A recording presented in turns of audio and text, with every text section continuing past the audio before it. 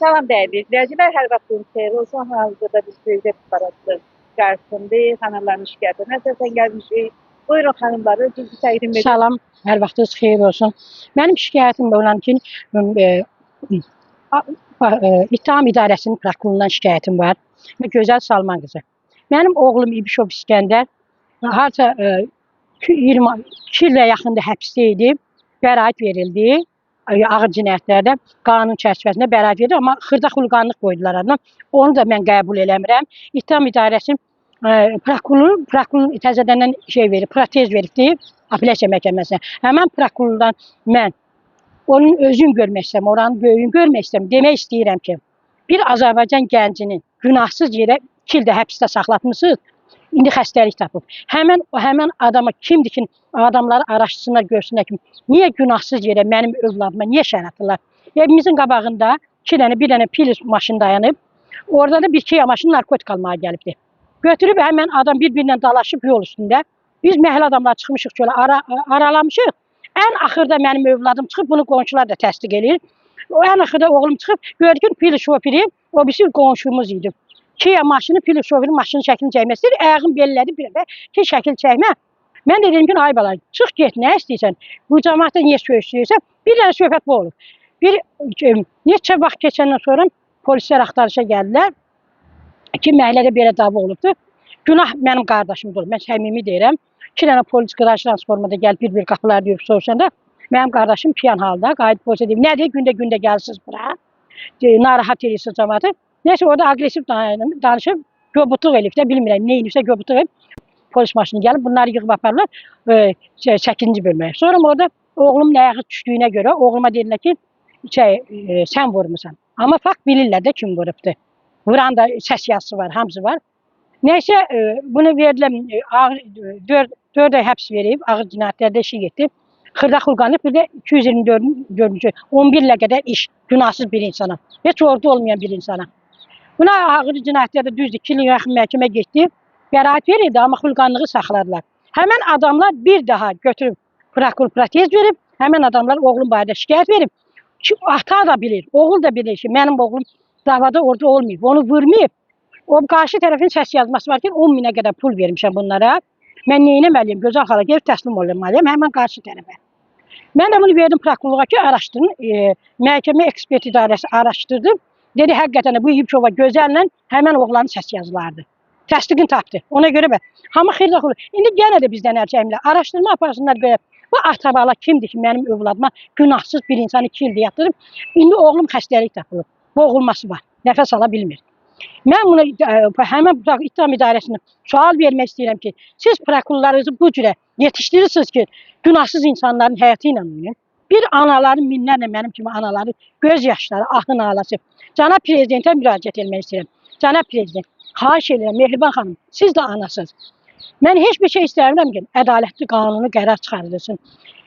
İşlər qanun çərçivəsində, cinayətkar cəzasını almalıdır. Amma günahsız bir insanın həyatı ilə oynamağın özü bir cinayətdir. O biri oğlum da bantizmi tutmuşdu. 2 il yarımından qabaq. Bəraət verildi, ali məhkəmə işi obyektiv aparılmasını, həqiqətən obyektiv aparıldı. Bəraətinə qərar verdi. 6 ay keçəndən sonra bantizmi bunu yenə gəldi, aparılıb, çağırıb çay evlərindən götürüb apardılar. Deyir ki, sən niyə bəraət, getdim oraya, mənə dedi, sən niyə bəraət almışsan? Ona görə biz sənin oğlu həbs edirik.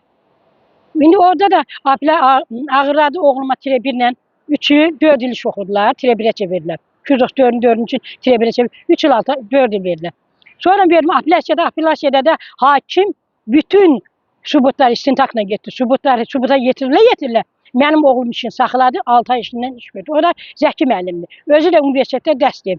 Zəki müəllimə müraciət etməliyəm. Sən dərs keçdiyim tələbələrə yalanlar öyrədirsən, Zəki müəllim. Zəki müəllim deyildi, Zəki müəllim Faiq Qəniyev. Siz tələbələrinizə bu cürə dərs verirsiniz, günahsız bir gəncin həyatı ilə, siqaret çəkməyən bir gəncin həyatı ilə oynuyorsunuz. Xahiş edirəm cənab prezident, cənab baş prokuror, Daxili İşlər Naziri, Vilayət Eyvazov, xahiş edirəm sizdən. Bu işləri nəzarətə götürün. Biz anaları başa düşün. Bizim dövlətimizin, biz də dövlətin bir vətəndaşıyıq. Biz də istəmirik bizim dövlətimiz sarsılsın, bizim analarımız göz yaşında olsun, bizim polislərimiz əziyyət çəksin bu şeylə, qanuni işlər aparılsın. Polis kim? Polis də bizim oğlumuz, qardaşımızdır. Xahiş edirəm. Bu ədalətsizliklər ortalıqdan götürülsün. Cənab Mehriban xanım, xahiş edirəm sizdən. Bir xanım kimi, bir ana kimi. Siz də bilirəm ki, siz övlad çox istəyən bir anasınız. Siz də bizi də nəzərə alın ki, bizim övladlarımız, biz bayramı qara bayram kimi keçirdirik. Günahsız yerə övladlarımız şəhərdə edir. Xahiş edirəm bizim bu işlərə ədalətli bir qanuni məhkəmə sədrləri, heç olmaz İmam Kərimov, Apellyasiya Məhkəməsinin sədri, xahiş edirəm, hakimlərinizə ciddi nəzarət gibi götürün. Qanunsuz qərarlar çıxartmasınlar. Yenə deyirəm, cinayətkar cəzasını almalıdır. Amma günahsız insanın bir mən öz övladımdır demirəm. Bütün günahsız həbslərin əleyhinəyəm. Günahsız həbs olunlar. O bizim cəmiyyətimizdir. Həbsxanaya düşürlər, nə öyrənirlər? Siqaret 2 ildir içəridədir, bu adam siqaret nə çəkmir. Siqaret nəri dilinə almır. O boyda, yaxşı, pis idi o boyda Kürdəxanın rəhbərliyi. Niyə təşəkkürnamə verirdi? Verməyəydilər. O da gözəl tabii.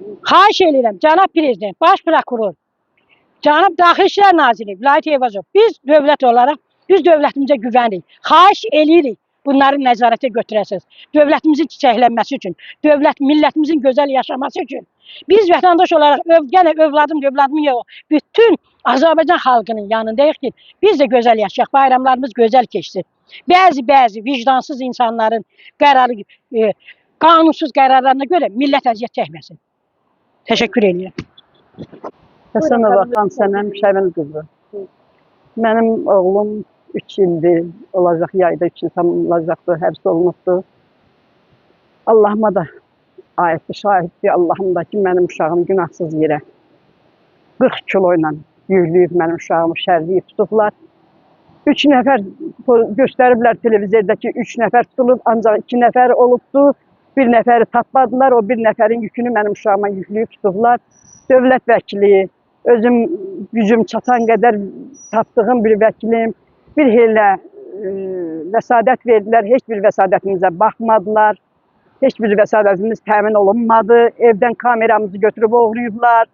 Mənim uşağımı günahsız yerə tutublar. 2 dənə az yaşlı körpəsi var. Qarabağ qazisinin, 2-ci qrup Qarabağ qazisinin ailəsinin evladıdır. Mənim 70 yaşım var. Mən inanın bu yaşımda gedib orada işləyib, zülüm çəkib, qabıyıb. Uşağıma mən büyüm produkt aparıram, sigaret aparıram. Demirəm çəkirdi. Mənim 2015-ci ildə bağlarım yanıb ölmüşdü. Bir gündə üşüməyib götürmüşdüm. Ondan sonra 10 aydan sonra Qazi 2-ci qrup Əlil atası rəhmətə getmişdi. Uşaq da depressiyaya düşmüşdü, çəkirdi çəkməyə. Özü də demişdi orada ki, mən çəkirəm, çəkəniyəm, amma satanı deyiləm. Mənim balamı satan kimi sağ olsun demirəm. Telman Hüseynov da deyirdi ki, vaxtında müstəntiq iş görsəydi, biz də burada işimizi bilərdik. Mən bilirəm, başa düşürəm. Mənim də danışığımdan anladı, dedi, mən sizi xanım yaxşı başa düşürəm. Telman Hüseynov dedi bu sözü. Vəkillər də nə qədər vəsadət qaldırdılar, dövlət vəkili vəsadət qaldırdı ki, yoldaş Telman Hüseynov, siz görürsünüz bu qurama işdir, siz görürsünüz bu bəraətli işdir.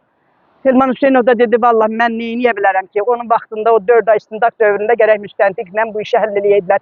Mənim də xanım pulum yox idi, mən imkansız bir adamam, gedib Ağdamın sahələrində kotman vurub uşağıma papros pulu göndərirdim. Başka kimle kömək istəyirsiniz? Mən prezidentimiz, cənab prezidentimiz İlham Əliyevdən, Mehriban xanımlar, xanım Mehriban xanımla Vilayət Eyvazovun da qəbulunda oldum. Vallahi o da nə bilim yəqin gecikmişdi deyinə, yəni bir iş görə bilmədi. Prokurorumuzun da qəbulunda olmuşam. Onlar da dedi, uca gecikmişsən, etaplar keçibdi. Yəni mən heç cürə qurbanım, kömək eləyə ala bilmədim. İnşallah, inşallah yəqin ki prezidentimiz Mehriban xanım Əliyeva, İlham Əliyev, Vilayət Eyvazov yenə mənim bu səsimə səs verərlər, mənə kömək eləyərlər. Heç olmasa balamın işini demirəm, mən bilirəm, o əfə düşən deyil. Heç olmasa kömək eləsə, cəzası nədirsə onu versinlər. Ben başına dönüm sən. Oldu değerli izleyiciler, izlediğiniz için teşekkür ederim. Kanalımıza abone olun.